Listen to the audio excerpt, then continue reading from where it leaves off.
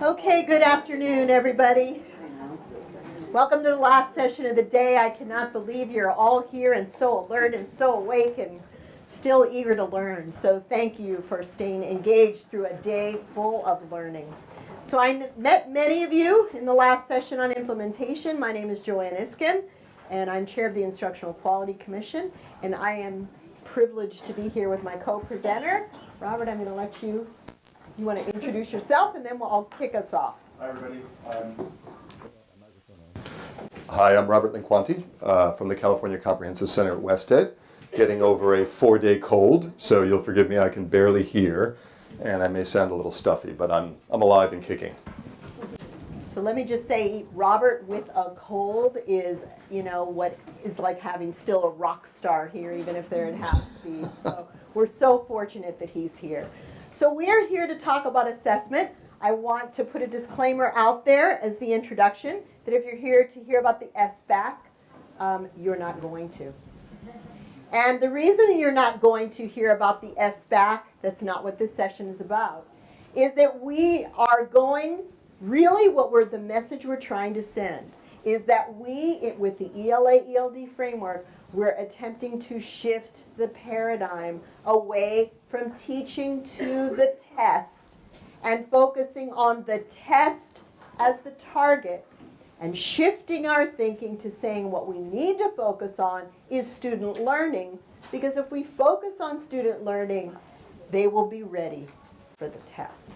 So today's session is really about focusing on student learning. And today's session is about getting your feet wet so that you can dive into Chapter 8 of the framework and you've got enough of a schema to be able to process Chapter 8, which is, in my mind, a 12-unit course on assessment, written largely by the gentleman in this room. So we could have nobody better here to lead us through that introduction. But what I want to tell you, I've told you what today isn't, I want to tell you what today is. So today really is almost, as we know, the framework and the Common Core standards focus on vocabulary. So today is almost a vocabulary lesson on formative assessment. Because we know that when we say the words formative assessment, if we went around the room, we'd probably all define that in different ways. And if I asked you what does formative assessment mean in your school district or in your school, we'd probably all have different definitions. So what's most important would be we've achieved our outcome. If you walk out of this room today and we have a shared understanding of what the framework means when it talks about formative assessment, and you've got some ideas of what that might look like as you go back to do your work at home. So with that, I'm going to turn it over to the expert. Thank you, Jo Ann. Hi again, everybody. It's nice to see the hardcore here at the end of the day. And I just want to be clear here and give credit where credit's due. I made some contributions to this chapter, but the real architect was a woman and scholar by the name of Margaret Heritage, who is formerly with UCLA Crest and now works with Wested as a senior scientist. So we're very happy to have her, and we're very happy to have this session today to talk about this really vital topic. So let's just get an idea of what we're going to try and jump through. Everybody has the handout, I trust. There's actually 2 handouts, a small one-pager in addition to this. But what we're going to try and do, well, that was weird. What we're going to try and do is just put a bigger frame of how assessment is being defined in the ELA-ELD framework, and then really focus in on the form of assessment that is very often neglected or misunderstood because it is so integral to our practice in the classroom that we tend to not see it. But the chapter in the framework really brings it out and brings it into a high relief. And this is going to be vital not only for our teaching practice, but for the opportunities for learning that we afford students, and particularly for English learners, as I'll try and make the case for in here. So we're going to talk about what practices constitute this process, and then what kinds of approaches can be used that you'll see in the framework and elsewhere. What kinds of resources can we use to support it as well, okay? So let me just start with this image. And this is straight from the framework. And it basically represents an assessment system that you think about in 2 ways. One in terms of timing, time frames, When are we gathering evidence? And the purpose, what are we gathering it for, and what is it going to be useful for? Okay, and so these concentric circles, you'll see, we can sort of, these are different slices of time and different sort of grain sizes, so to speak. And so it runs from way out here, which is what we've been most often paying attention to, the summative annual assessment. You remember the CSTs, they're not that old. You can still remember them. Those annual assessments, and then the interim or benchmark assessments that may come up at the end of a unit, or that are given a couple of times a year, once a quarter, once every trimester, and so on. And then there is what we're calling the formative assessment process in the chapter. And that's really what we're going to focus on today. All of these are important, and all of them have their particular purposes and roles. But we're going to focus in on those forms of evidence gathering and assessment of student learning that are closest to the student, closest to where the student is in their learning. That's the critical piece here. That's the critical difference. So one question I want to ask you before I go further is, when you folks hear the word assessment, just let's play a little association game, okay? So just call out the word. When you hear the word assessment, what do you think? Test. Data. Tracking. Test, data, tracking, external. Anything else? Time. Okay. Anxiety. Yeah, I like that. Yeah. Yeah, I feel it's a fear, loathing, that kind of thing. Yeah, I mean, we tend to think, because it's really part of our culture in American education, of assessment as a test.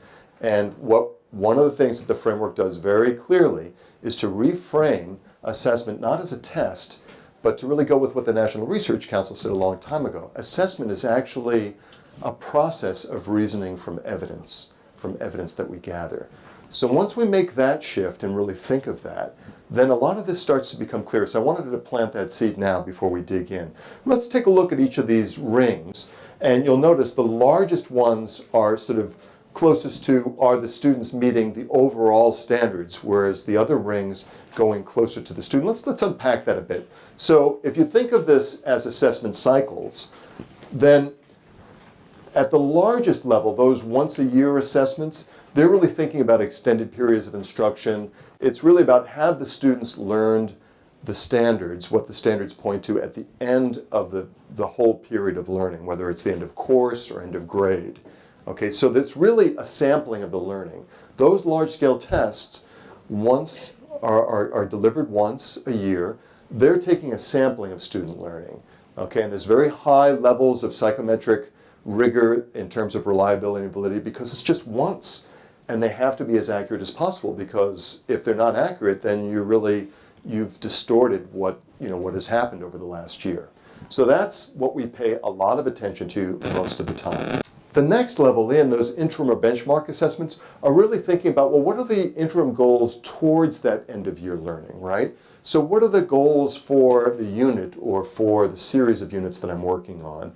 And again, they're assessments of learning. We're looking at what has happened after a period of learning and trying to sum up or capture along the way what has been learned. And there are real valuable purposes for that. You can sort of see what students have learned so far in the way, and maybe sort of using that information formatively, what does it tell us about maybe how we'll change practice the next time we teach the lessons or the unit, or what it tells us about what students haven't learned so that we can think about moving forward, what we'll do in the next unit to kind of cycle back around where another mini lesson may be required, and so on.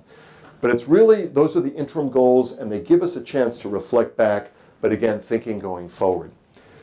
The area that is really most standout in the framework chapter on assessment, and where the emphasis has been largely placed, is around these short-term lesson learning goals and informing immediate teaching and learning. And that's where we're going to focus today, because that is what is newest. So this chart, again, if we think of assessment not as a test, but as a process of reasoning from evidence that we're constantly gathering, then we can think of what the literature often talks about as assessment for learning versus assessment of learning. What's the difference here in these different forms of assessment? Well, this area, which really captures that short-term cycle, is about the act of assessing and assisting while teaching and learning are going on.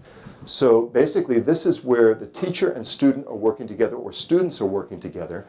And what are the kinds of evidence gathering that tells us where the student is in their learning? And where is the gap in learning, right? Because there's no learning that occurs unless there's a gap between what the student currently knows and where they need to get to. And this assessment for learning is about helping that student by gathering evidence of what they're learning and seeing what the next step is for that student, and then giving hints or cues or guiding the student forward. It's not about giving the student the answer. The student is the learner, and the focus in the framework is on the learner. And it's only the learner that can do the learning. So this notion of how do I help the learner move forward by the kind of scaffolding or the kinds of responses that I give to the evidence that I've gathered is really integral to this. So it's a process.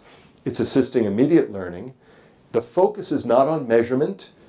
It's not on accountability, except in the most internal sense about what my responsibility as a teacher guiding the learner forward. And it's about really the individual student and classroom learning. And it's happening while the learning is occurring. So this is before any kind of judgment of whether learning has occurred. We're assisting the student in their learning through this form of assessment practice. Okay? So it's happening during the instruction. So that is already a pretty significant difference from what we typically understand by assessment. This is what we've tended to focus on most often. And again, this is not one is better than the other. There are different forms of assessment for different purposes. The other, which we often think of as assessment, is assessment of learning, whether it's in the classroom when you give a grade or something like that, or you have a test at the end of or a performance task at the end of a particular period of learning to see whether the learning has occurred, what the student has mastered, for example, along the way. That could be measuring student progress or achievement.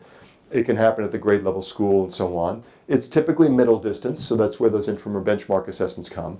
We like this, administrators like it in particular, because they want to know, is learning occurring?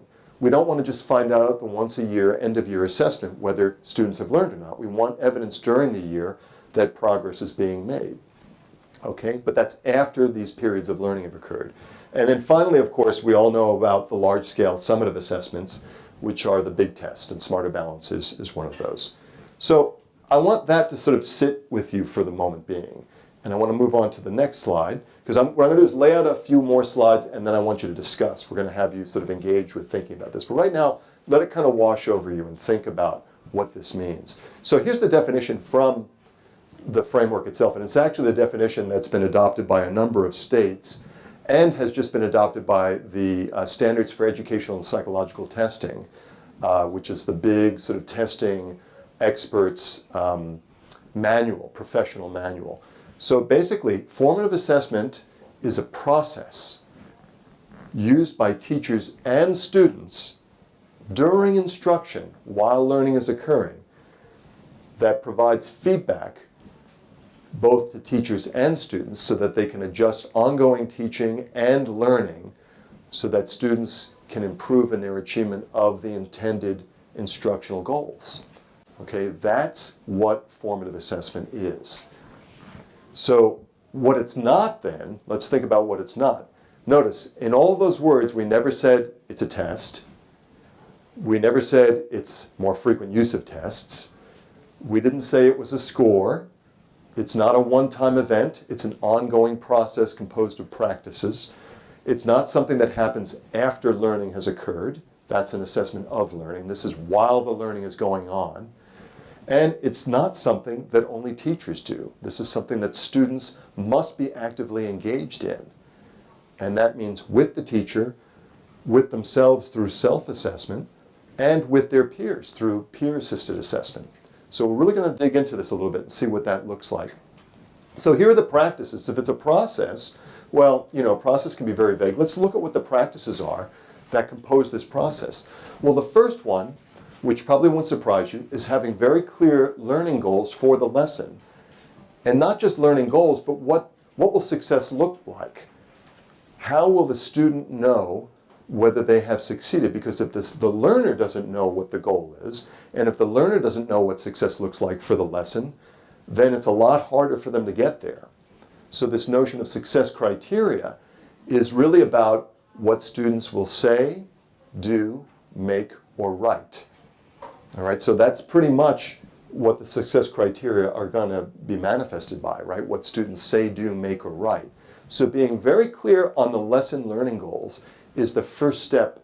It's the first practice in this process, which suggests what you've heard in other sessions today. Careful planning of instruction is critical.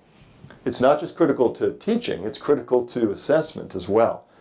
So the second practice, eliciting and interpreting evidence of learning while it's developing. So once you have those goals, what's the evidence you're going to gather from students by how you observe what they're doing, or what they're saying, what they're making, what they're writing, okay? What's the evidence you're going to gather during the lesson to tell you where they are in the learning so that you can respond contingently, meaning, in response to exactly what they're doing in that moment to help guide the learning forward. So this notion of planning to be able to gather evidence in what they're doing and then respond to it, okay? Interpret it and respond to it is going to be another critical element of this. Thirdly, there's the notion of what are the adjustments we make to our teaching. I mean, it's one thing just to gather that information and look at it or interpret it while the learning is unfolding. But if you don't respond to it, then the student might get lost or the student might not move forward in their learning. So really looking at where the student is and then responding, typically through some form of feedback. So that's the other critical element that then follows through for this. So this is not about, I'm going to teach this and I'm going to gather some evidence of what they're doing, and then, 3 or 4 days or a week later, I'll get back to them on that. This has to be much more immediate because you're really trying to guide their learning forward while it's happening. So the timing of this is really critical. Two things come out with respect to that evidence. Is it specific enough to help the teacher? And is it timely enough for the teacher to respond and help the student move forward? Okay, so specificity and timeliness. When folks talk about formative assessment, we need to be, any tool or process used in formative assessment as a practice needs to be specific and timely. It has to help you to respond immediately or very close to immediately. Within the next day or two is one way that I like to think about it. Okay? And then the feedback that you give to students, this is feedback on process, not, that's a great job, Rebecca. You just did, she's a great person, isn't she? That's not the kind of feed we're talking about that focuses on the person, but feedback on what they're doing. Feedback that gives them hints or cues about where they can move forward, how they can close that gap between where they are now and where they need to get to really accomplish the learning goal. So feedback on process, feedback on the kinds of cognitive strategies that they're using, strategy feedback, those are the kinds of feedback we're talking about. And then finally, this notion of the teacher can't do this for every student all the time. Some of you may have been thinking that, like, how is that going to happen in a class of 30 students?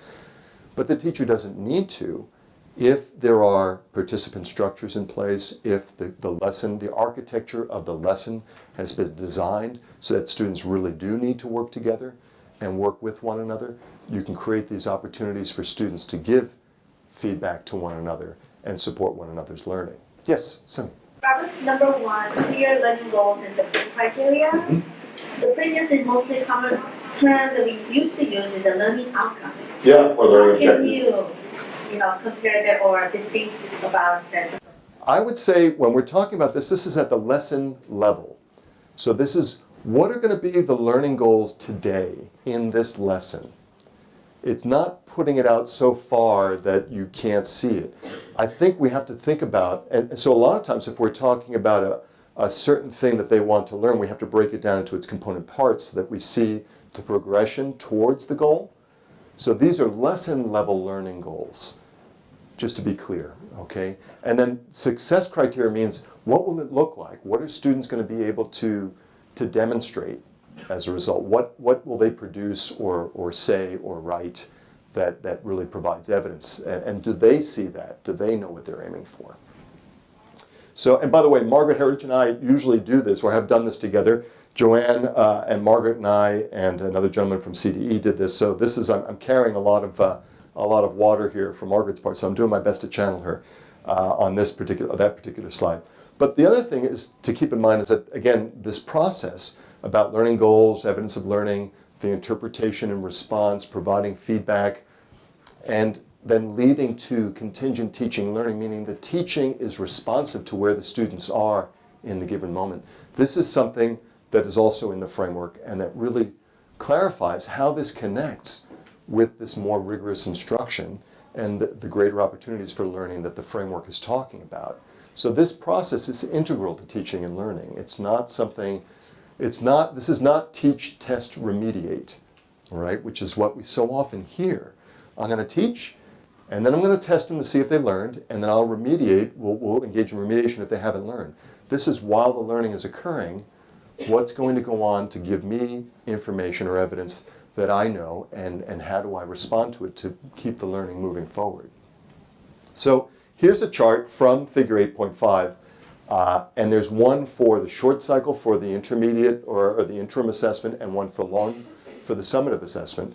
And this just breaks out the methods, information, uses, and action. Notice that the time frames, you have minute by minute at the daily lesson level and then at the week level. So just take a minute and take a look at this. Look at the different pieces of the methods that are used, what information is gathered, and what kinds of actions or uses can be gained from that kind of information. Just take a minute to look at that. So I want you to just turn to a shoulder partner right now. We're just going to take a minute and just talk with someone next to you about what here is not surprising and what here is surprising. Okay, so two things. What makes sense, and what surprises you. Okay, just take a minute. So anybody want to shout out something that they found a little surprising in any of this? Anything catch them by surprise here? Or not surprising? Anything? Yeah, Angie. Oh yeah, sorry, we're going to speak into the mic because this is being recorded. So I would say refreshing, Uh-huh. not so much surprising, and what became ever so clear is even more so a critical focus on language. Let's bring language in, right? And then we were talking about ensuring that the methods includes multiple modes, not just writing, but I guess writing is drawing. So it's, what are the different ways? So Yes, multiple modes.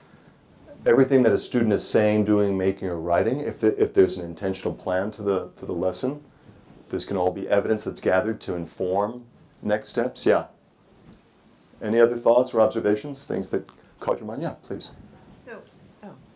So Christy and I were just talking about the difference between minute by minute and daily lesson, and what the distinction is, because it's a lot of the same language, and we Right. were wondering the difference between the two, if there was something. Yeah, the minute by minute really has to do with what are those opportunities in the moment. We're going to see a video actually momentarily that will highlight some of these opportunities. But I think in the minute to minute, it's really how can I respond, typically through conversational moves or through some kind of interaction that really just guides, whether you call it the teachable moment, but it's really what guides the learning forward. What's the next step for them? On the daily basis, it may be something that you're taking away from interacting with several students that gives you information about where the class is, so that you can sort of have a chance to aggregate and say, all right, maybe I need to do a mini lesson on this because I noticed several students were struggling with this particular aspect of the lesson. So I think it has to do with how much time you're using and what you gather to sort of see a pattern emerge. So that's sort of one distinction. Yeah.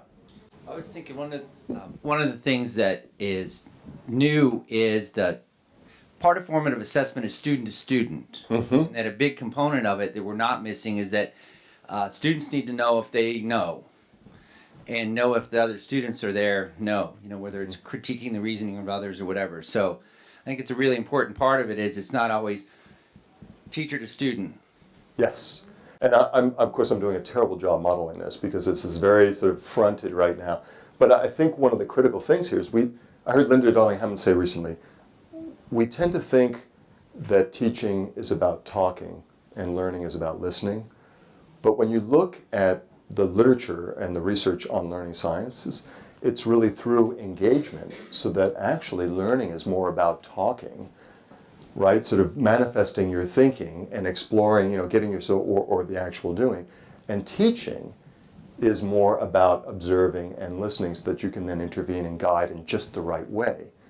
So it's really kind of flips around. And when we think about classroom observation, when we think about walking through classrooms and what we look for, what are we looking at? What are we looking for? I mean, if we think that, 30 heads sitting there and the teacher is espousing, teacher's doing all the talking, is that learning? Is that teaching? So really thinking about that, but the active engagement of the learner in the learning is one of the critical things that this frees up when you're engaged in these practices. Yes, anything? One more, yes. I think this approach really truly implies the importance of the teachers, like really truly creating very robust, intentional management of the classroom itself. In order for them to really walk around and try to listen to and to try to engage students to students and student to teacher to be able to assess or really adjust the lessons at the moment is based on how well they manage the classrooms.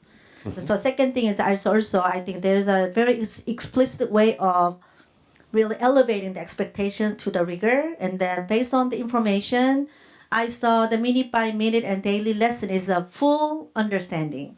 So I think that there is a more focus on the importance of really understanding where our students are, not only at their social, emotional level, but academic level, by be able to provide very authentic caring about their learning. So Really critical pieces, and I really appreciate what you said, Sonia, about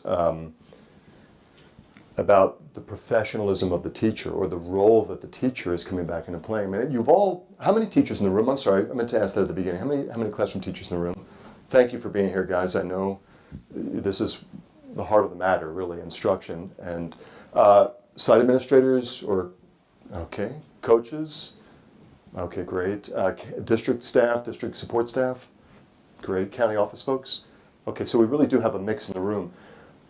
This notion of what the role that the teacher plays in assessment has been so eroded over the last 12 years, because we've actually suggested that assessment is a test that happens after learning and we'll let you know, or even after the period and we'll let you know. And what the framework is saying is that's part of it, but that's not the whole story. And this particular role of assessment for learning is essential and has been under-recognized. It's like no one's looking at it. And it's actually, I mean, so many people have said now, oh, the teacher, before it was like, just shut up and follow the script, right? It was, here's the pacing guide, here's what you're going to do. And now it's like, oh, wait, these new standards, hey, you're instructional leaders now. Go in there and, develop the curriculum and go at it. I mean, in a sense, it's just jarring for folks, but it's really getting back to what is the profession and what is it all about in terms of fostering learning of students. Let's take a look at questions that formative assessment can answer. So again, in the chapter, each form of assessment has key questions laid out. And here are the key questions that we see formative assessment as a process can answer. So again, it's really much more at the lesson level and where my students are in relation to it. This notion of the gap, this is not the achievement gap, folks. We're not talking about scores and differences in groups of kids. This is about, where students are, if you think of the zone of proximal development, right?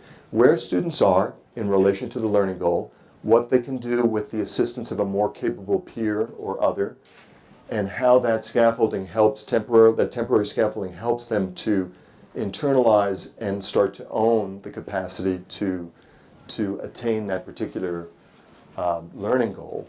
That's what really this is about. It's about highlighting those learning gaps so that someone, a teacher, a more capable peer, or the student themselves can take steps to close that gap. And what happens when that learning gap closes? Another one opens up, right? Because learning is continuous. So those are the kinds of gaps that are actually the sign of learning moving forward. You don't just go from, as Margaret likes to say, you don't go from 0 to 60 in 3 seconds. That may be how Porsches run, but that's not how students learn. right? It's really, it is really a continuous process of moving forward, and it's not a straight line either. There's going to be very uneven or cyclical ways of doing it. In fact, the standards themselves are designed cyclically because they spiral through at higher levels of abstraction and sophistication. That's what we're engaging our students in as well. So what the difficulties are, being clear, seeing what those are, seeing what any missing building blocks there are, how I can adjust my teaching in the moment to ensure that they learn, and what they need to do to move forward. These are the kinds of questions that they can answer. The final distinction of this mini lesson that I want to draw out before we give you a chance to kind of reflect on this is the difference, and this has been very confusing for folks, because they hear constantly, we're going to give formative assessments, and then we'll know what to do better, right? Common formative assessments. We're going to give these benchmark assessments, and then that's going to be that's our formative assessment, and then the end of the year. And it's just this use of the term in this country is very different from elsewhere. In other countries, they talk about assessment for learning and assessment of learning, and that really clarifies it. Here we talk about formative assessment, but a lot of times it's blurred between formative assessment and the using assessments of learning formatively. So I want us to reflect on this for a minute. What's the difference? Well, you've heard just a quick description of what the formative assessment process is, but this other use where you actually give a test at the end of a period of learning, and then you sit down together and look at it, the results at the grade level or at the department level, and reflect on who met the unit goals or the learning goals, who needs help, what we might do next time to improve when we teach this lesson. That's all legitimate practice. That is a formative use of assessments of learning. But that's different from formative assessment as it's defined in the curriculum framework. Both are important, but don't confuse one with the other, because then what we do is we just completely disappear once again this practice of pedagogy and this opportunity to engage students in their learning while the learning is occurring. And that is really vital. There's a lot of research that suggests if you focus on those component practices of formative assessment, that really does accelerate student learning. Okay, so do you hear the distinctions between the two? Does this make sense? That's very, very important, because a lot of folks will come in, particularly district administrators or board members, and again, they've been many times, there are people that sell products. There are companies that sell products called formative assessments. Here they are, right? So we really need to be clear, if we can, in what the focus, what the purpose, and what the uses are of different forms of assessment evidence. Okay, so what I'd like you to do then is just go back to that figure 8-5. All right, we've looked at those things, but I want you to spend another couple of minutes now that you've sort of heard me talking, and just reflect. How is this definition of formative assessment similar or different to the current understanding in your districts or school? How do these methods compare with what happens in your district or school? Do you see any evidence of these things actually happening right now? Are they recognized as such? And finally, what thoughts or questions do all these things bring up? So let's just take 5 minutes and discuss in groups of 3 if you can, but 2 if that's okay. All right? Okay. All right, let's come back together. Finish up that thought. So we want to make sure we have time for the video, where we're going to sort of take a look at some of these principles in practice. So what, anybody want to just share out? I heard some interesting things, but I won't put anybody on the spot just yet. Anybody want to sort of reflect on any of these questions, answers that they were sort of bouncing around? There's the time. Okay, yeah, it's going to be a bluesy session, I'm telling you. It's the cold, I guess. So, what do you think?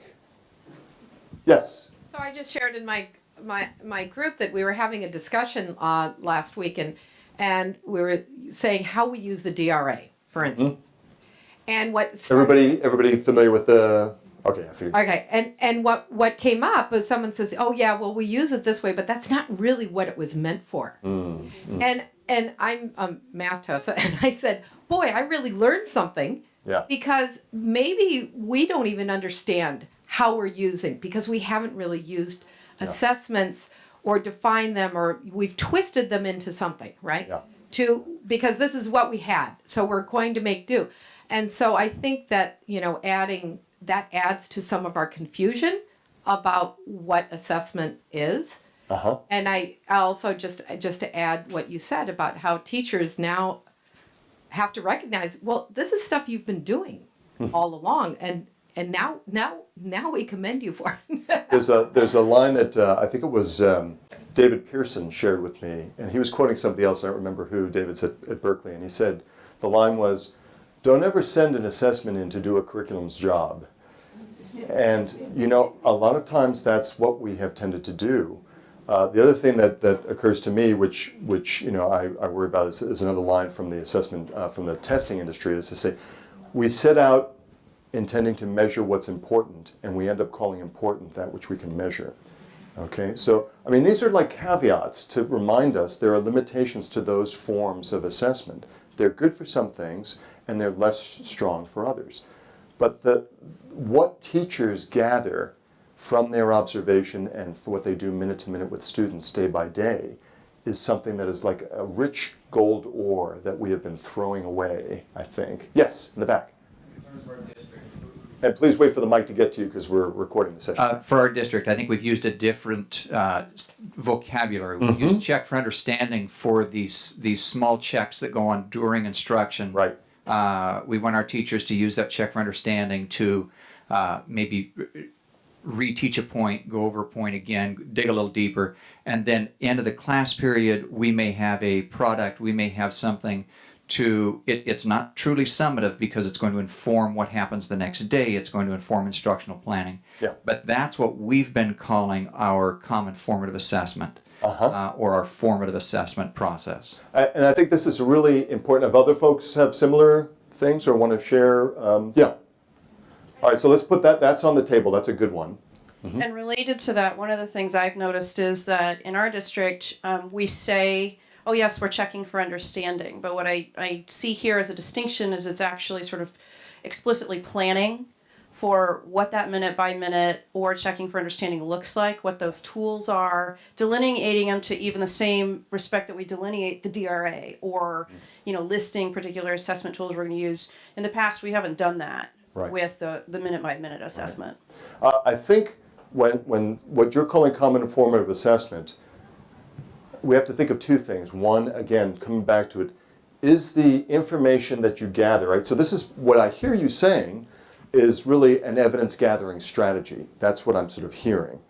And so the evidence that you're gathering, is it specific enough to tell you about the students learning toward that, moving toward that learning goal? And is it timely enough? Does it come back to the teacher? Is it useful immediately? In some ways, formative assessment information should get old really quickly. It should be used. When you think of scaffolding, this is almost like the evidence gathering counter side of scaffolding. Scaffolds don't work if they're permanently up, right? The whole idea of a scaffold is it's a temporary support meant to help the student through the zone of the construction zone, the zone of development, and then the scaffold is removed as the student keeps moving forward. So too with formative assessment, you're gathering information that guides next steps. But then that that evidence becomes old because the student is moving forward in their learning. That's the difference. And you can always tell, there's two ways you can tell. I can tell where it's starting to shift from being an assessment for learning to an assessment of learning. One is if people start using them as count nouns. So if they start talking about one formative assessment, two formative assessments, three formative assessments, that tells me they've turned it into a thing rather than a process. The other one is if it's going to be used to judge learning, and it's like, okay, they didn't learn it, then it's de facto, it's become summative. You're saying that period of learning has ended, did they learn it or not?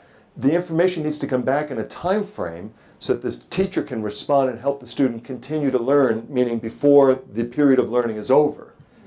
And that's why we kind of capped it at a week, because within a week, there's, when you think of lesson design and how things unfold over that time period, that's pretty much sort of the borderline of where you want to be thinking about this process. Otherwise, it's just too distant. Okay? Now, again, this may seem like counting angels on the head of a pin or splitting differences, but it's so vitally important because the thing that we have to be careful about, it's the minute you turn assessment into a thing, a test or an event, then it becomes external to teaching. And then it's like, okay, I'm going to teach, and then I'm going to test, and then I'll find out whether they learned or not. That's what we have to break down through this cultivation of a formative assessment process. Any other thoughts or observations from the conversation? I know time is marching on, and I want to get you to this video. Yeah, one more. Yes.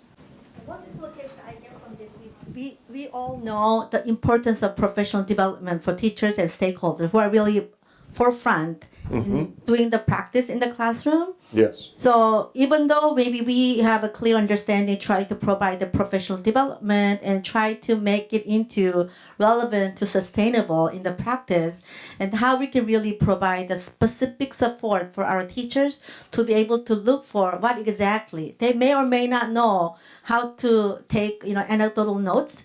Yeah. That's all the assumptions that we have with our conversation with the teachers whenever they pass through some secondary education teacher preparation classes and courses. We sometimes assume that they come with a skill set. Yes. But what is a really clearly identified, a very meaningful assessment tool we can use to really support the teachers with the needs they have. Yeah, I think this is a critical question, which is, what is the capacity of teachers to carry out these processes, and what does our professional learning look like to try and foster them? Let's take a look. I'd like to sort of hold that question because we're going to come back to it later in this session, which of course is flying by.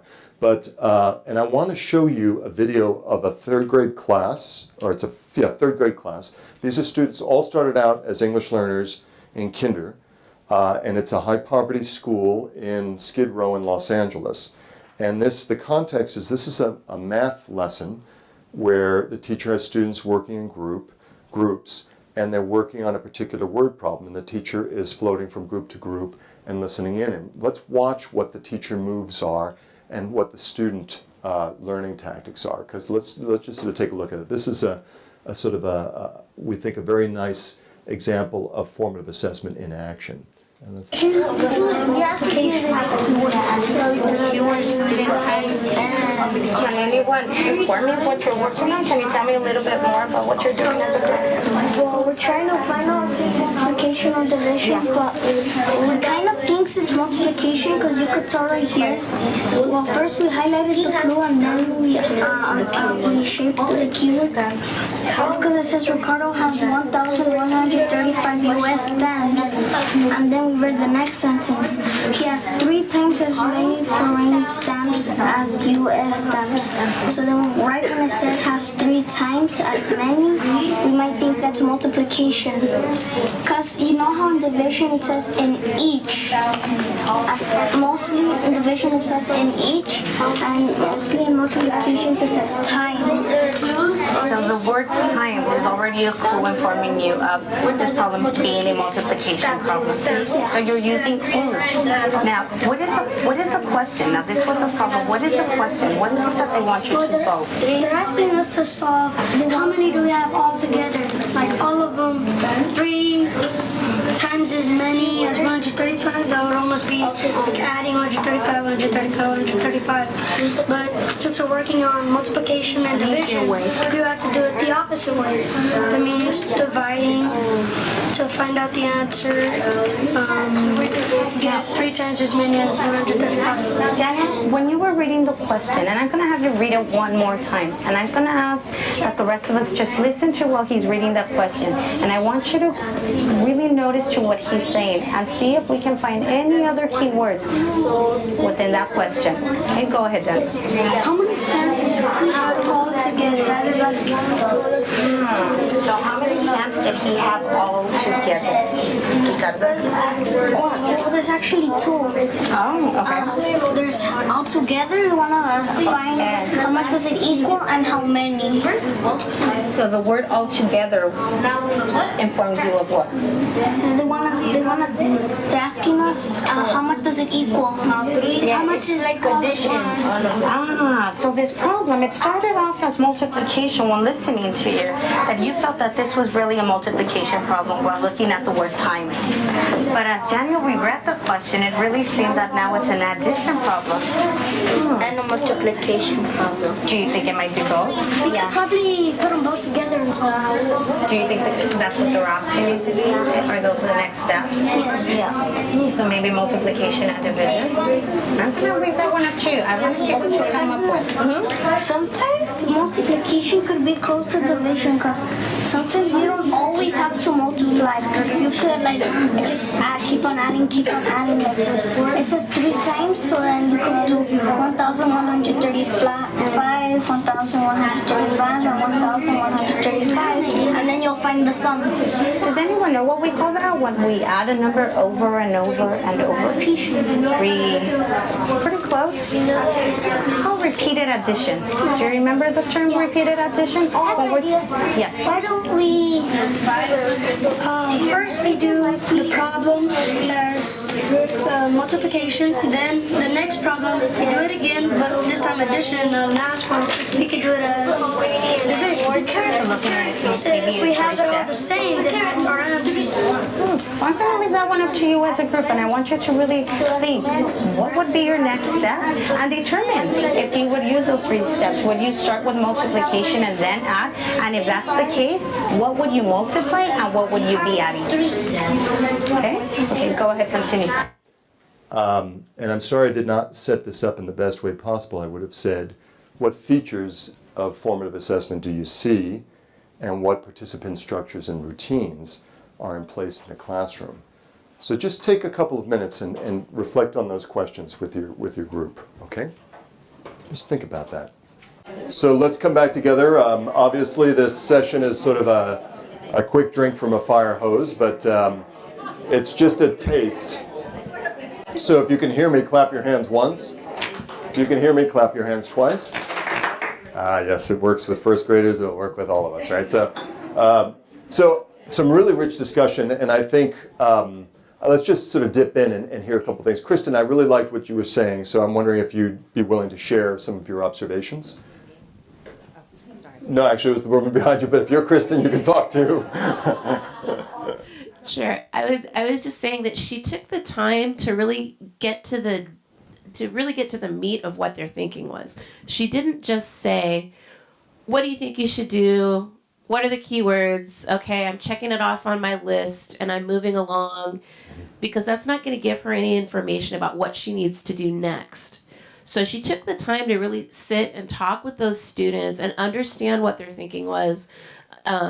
She's got a clear idea of what their misconceptions are, of where they're still unsure of things, and she really took that time to get to the bottom of their thinking. Mm-hmm. She did it she didn't have them do the problem and after the fact, well, what do you do? Oh, well, that's all wrong. I should, you can't do it. But she really took that time to figure out and listen to the students, and she helped kind of draw some things out.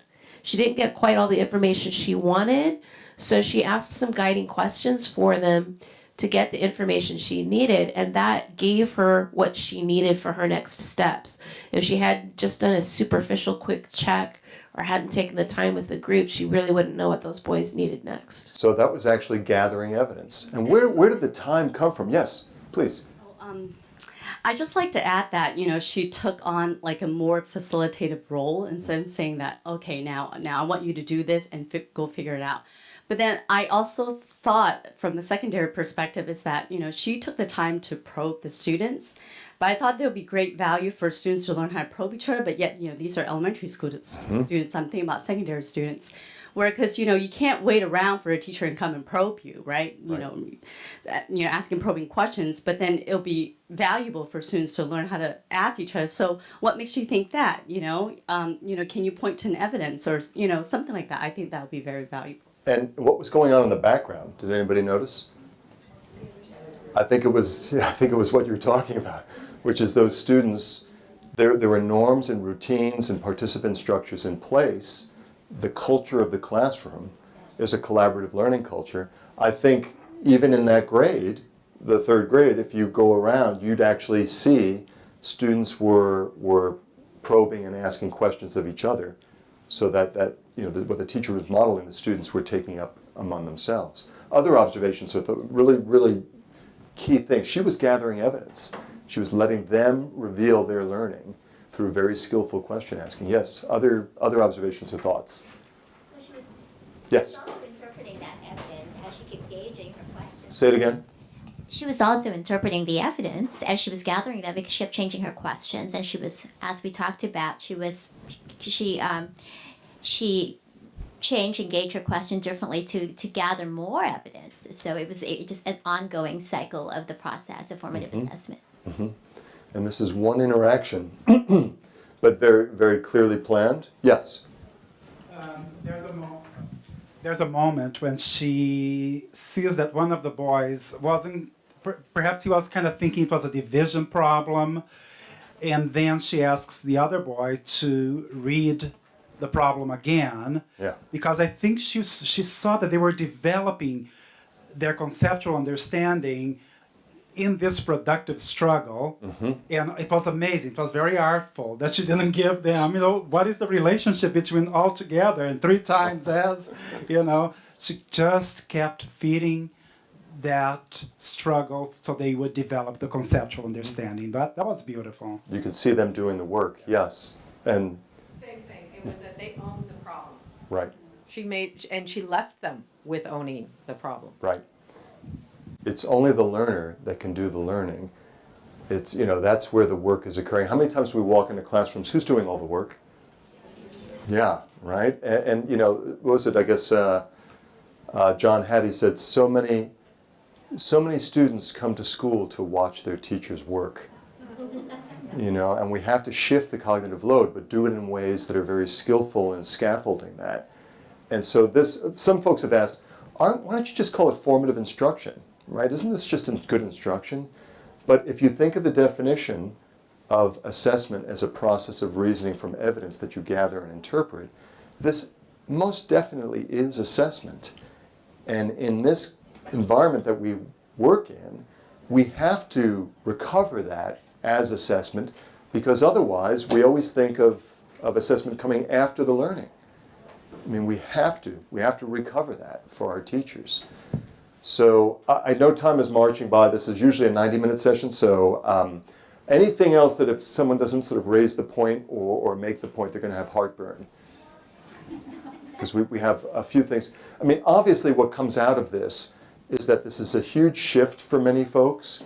But I do think that this is where the energy from teaching comes, because it's not all give, but if you design the architecture of lessons and the structure, and you engage in these practices and develop capacity in these practices, the learning multiplies exponentially because you have students serving as resources to one another, and they're doing the thinking and the learning. So you can shift into the observation mode. Learning is talking, and teaching is listening with skillful, intervention. Now, again, there are times when she'll see something's going really wrong and redirect, and in the next period, or perhaps later that day, or in that period, engage in a small mini lesson if she realizes several students are really off base on where they need to go, and she needs to do this for everybody to get everybody sort of back on track. No one's saying it has to remain this way, but it's that skillful in and out and gathering and responding, that contingent teaching and learning that's occurring all the time. That's what the chapter is calling out and describes in a lot of greater detail and really lays out. Let's take a look at some of the resources that are available to help, because this is where it boils down to. I think, we can make the case, this is good, you should do it, just like vitamins and exercise, right? But how do you actually make it happen in our environments, in the worlds in which we're moving right now, in real schools and districts? And so I think we have to come back to what teacher professional learning is about and how that is modeled. I just came from the professional learning session before, and they said that good professional learning needs to model good instruction, needs to reflect good instructional principles. And I would argue here that good professional learning on formative assessment needs to model the practices of good formative assessment. Okay, I mean, you need to have clear goals. You need to make sure that it's not sit and get, that the teachers are actively engaged in reflecting on their own practice, that they have opportunities to observe one another, and what are the communication skills that go on with that? What are the norms that go on with that? How do we be facilitative leaders in creating time and practices for teachers to engage in? And then there's, of course, teacher recruitment and induction. There's a number of things that we'll get here, certainly teacher evaluation. If we say this is very important, and then we just come through the classroom with a checklist, and we're looking for certain behaviors like skill sets, and then we walk out and that's it, that is sending a signal that this is just talk, and what really matters is what's on that checklist and whether I get the check or not, versus something that's more formative with feedback, videotape, looking at practice, discussing. So those are the kinds of things we really need to reflect on our professional development, our professional learning practices. So just to give you an idea of what's available in the framework, you've heard about the snapshots and the vignettes. These are very rich. And there were actually, in figure 8.9 right here, evidence gathering tools that are also. This one talks about collaborative conversation observation. And so you can give teachers tools that help them to think about what to look for and gather evidence. So you have to kind of scaffold the teacher's practices with these evidence gathering strategies as well. So it's really, there are resources in the chapter, and Jo Ann's gonna jump in on this and talk with another tool that's available in one of the other chapters, in the grade level chapters, and how it can be adapted. Before we do that, I just also want to direct you into Chapter 8, because what I believe is one of the beautiful features of Chapter 8 is guidance for progress monitoring of English learners. So we knew we could not write an ELA-ELD framework and talk about the importance of assessment if we didn't address the issue of how do you assess English learners. So I would direct you to Chapter 8 for some good suggestions and guidance. But we wanted to give you an opportunity, and we'll cut this short because I do want Robert to finish. But in your one page... Everybody has the one-pager? Have your one-page handout. Okay, great. Thanks. I'm quickly going to give you some context on this. Okay, here we go. This is a piece of a very long vignette in Chapter 6. I believe it's 6.5. And I would direct you to 6.5, which is the middle school chapter, because it's a beautiful example of an instructional unit that's been built through a collaboration of the social studies teacher, the ELA teacher, and the ELD teacher for designated ELD time. So you'll see a full description of the lessons that they all do. You'll see a full description of the unit. What I see that isn't on here are the learning goals, which we need to have on here so that you can see them. But we wanted to give you an opportunity also to see, how does a teacher plan for formative assessment in the course of a unit? So clearly this is a unit of instruction, so what would come out at the end of this would be a unit assessment. And if you look at day 10, this is a unit on studying freedom of speech. They read Tinker v. Des Moines. And you see how the ELD teacher supports that in ELD time. But you see it's an individual letter that's being written by the students. But you see the lesson sequence that leads up to that. So we wanted to give you, and we'll give you maybe just a minute or two, to look at the first few days, just day 1 and day 2, and look at all of the opportunities for formative assessment that will give the teacher immediate feedback and evidence for where they need to intervene to do further scaffolding. Just highlight or underline some evidence. Okay. So we'll do a couple of minutes on that. Yeah, just a minute or two on the first couple days, so you see how one can plan opportunities. And remember, formative assessment, anything that students say, do, make, or write. So we're actually, just to give you some, that's just a bit of experience. But you see when the teacher builds in with planning ahead some opportunities for the teacher to be able to engage on a minute-by-minute basis and make adjustments. Could multiple language arts teachers, social studies teachers share this unit and have opportunities that the department could have conversation together? Certainly they could. But these are opportunities where the teacher, structured opportunities where the teacher is free to be able to circulate and get that information and intervene and look at reteaching. So I give you that as an example. I encourage you to read the entire vignette to see the context in which that's embedded. And one of the things that I like in that vignette is that because it lays out the structure, it allows the teacher to plan ahead and to think about where the opportunities are for evidence gathering. You know, what are the key points in each of these lessons where I'm going to be able to gather evidence of student learning while the learning is going on? And designing all that, that's a lot of upfront work, but what it pays off in is it frees the teacher up to then be able to move through and really get those observations, as we saw in the video, that oftentimes teachers wind up not having time for if the lesson or the series of lessons is not well planned. So much of this is about planning. So what we want to highlight to finish up is that obviously the kinds of practices we've been talking about are going to require a lot of professional learning.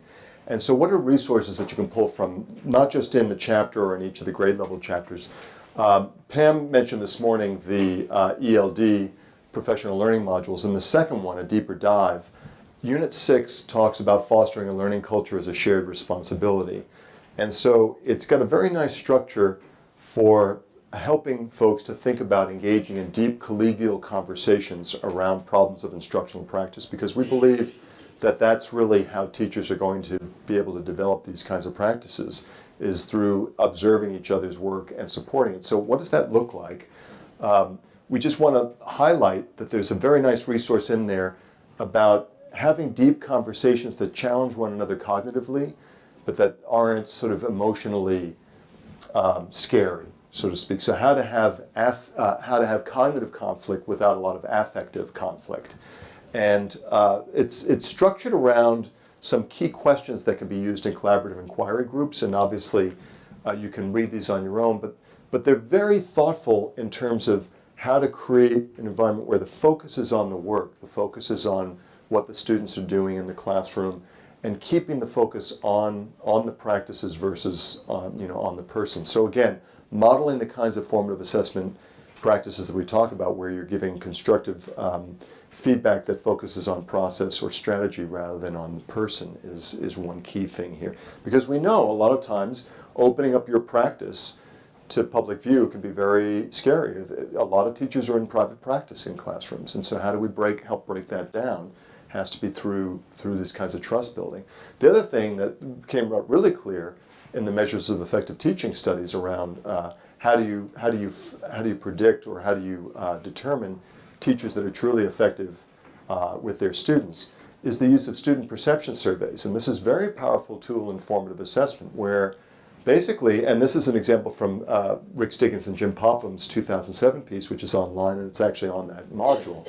By different grade spans, they ask questions that probe students' perceptions and feedback on how clear are the learning goals in the lesson, how clear are the success criteria, what are the students' sense of their own eagerness to learn and their sense of their own academic efficacy, and perhaps most importantly, what are their sense of, do teachers support them, and can they get feedback from their teachers? Teachers need to know what students are perceiving in their actions in order to, it's vital feedback for their own teaching.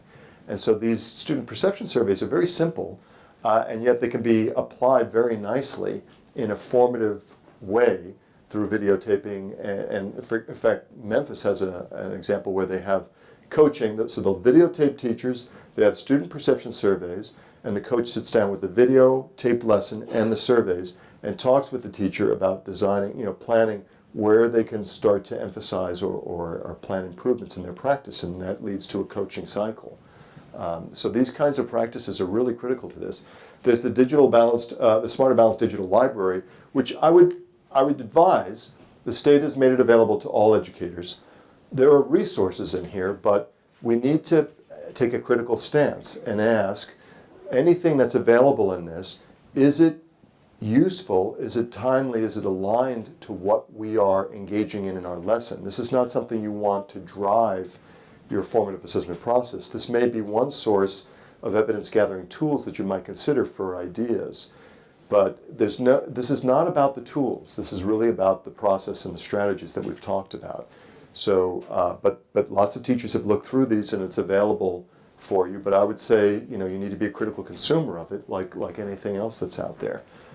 And then finally, again, given the time, we're past time. Just as you step away from this, think about what your current classroom, school, and district assessment practices are, and how you can foster this kind of formative assessment practice in your classrooms? What supports would need to be in place, and what challenges or obstacles are in place?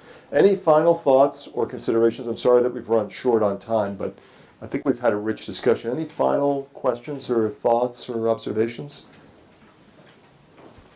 Yes. I think I was making the connection between the role of the teacher that we started to talk about at the beginning changing. And I think if we look towards early childhood, early childhood teachers have this idea of living the life of a researcher down pat. And they live the life as researchers, observing children, being very cautious and scripted, cautious and aware of documenting and writing down the things that children say, and really understanding the cognitive processes. So I always like to see when the elementary, middle, high school, environment really can incorporate and know that many of those practices are still have never stopped in the early childhood classroom. So shout out to those teachers. That's a really interesting observation. I think there is a lot we can learn from early childhood folks in terms of their gathering evidence. All right, folks, thank you so much. That's a great note to end on. Thank you very much for that time.